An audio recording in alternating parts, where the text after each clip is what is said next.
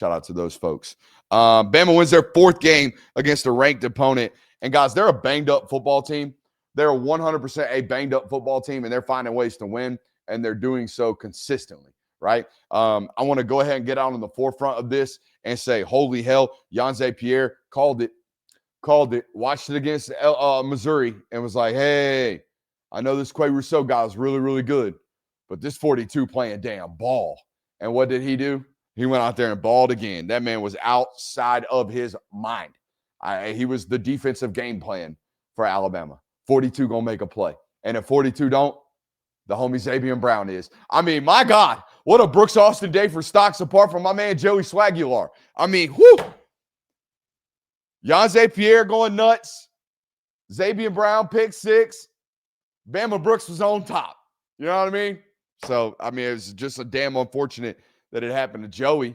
I mean, dang, I thought that dude was balling until that point. I thought Tennessee was balling until that point. I thought Tennessee was going to give him a 4-quarter fist fight until that point. All right, and look, everybody and their mama has already criticized the 4th quarter call, including yo coach's Boog right there at the halftime. You Tennessee fans watching this today, y'all saw it. Go ahead in the halftime report, and Boog got it up on the board immediately, talking about why are we play action passing on 4th down with the game with the halftime clock. You know, last play of the half. Everybody knows you're not running the ball. You got no more timeouts. There's no more clock. It's the last play. Like, we know you're not running the ball. So the idea of play action pass to me, goofy. Very, very goofy. Everybody's already talked about that. But this is the one to me. That I don't understand. And this is everybody. This is all you new offensive coordinators, all you analytical gurus, all you yahoos, all of you. All of you that make way more money than me, all of you that are better football minds than me, all of you that have to call plays when I just get to sit here and criticize plays with my fat head. All right? This is for y'all. What is up with this? Like, to the extremes of I'm going to make sure I score the ball with 0 seconds on the clock. I'm going to make sure here in this 2-minute that I damn sure if I do anything, it don't matter if I score, but whatever I do, I'm not going to give them the ball back. I mean, it's like watching me play college football NCAA back in 2014. Honest to God. Back in 2014, there was one play, counter tray to the trips 3-by-1 side. Like, you run it back to the single receiver side. It was OP. It was overpowered in that game. You could just run it no matter what. I would be spamming the hell out of that play in 2 minutes. That was like watching Josh Heupel call 2-minute offense yesterday.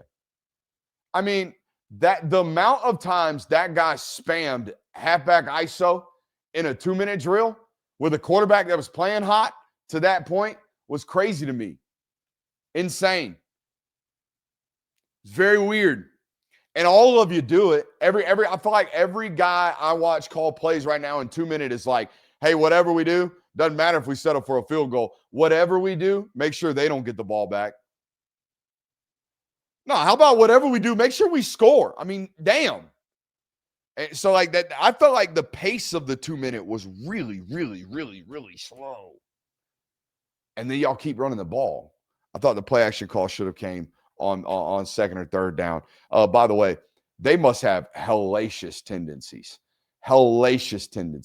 Because it's very clear to me. Greg McElroy is great at his job, but it's very clear to me that he sat down with Kane Womack and got their entire personnel and Tennessee breakdown. Hey, they're a 2nd down play action football team. Hey, in the red zone, in the green area, they're a tight end league football team. Now, surely McElroy is studying ball. I know he is. He's a great caller. He's one of the best at what he does. Do not get me wrong.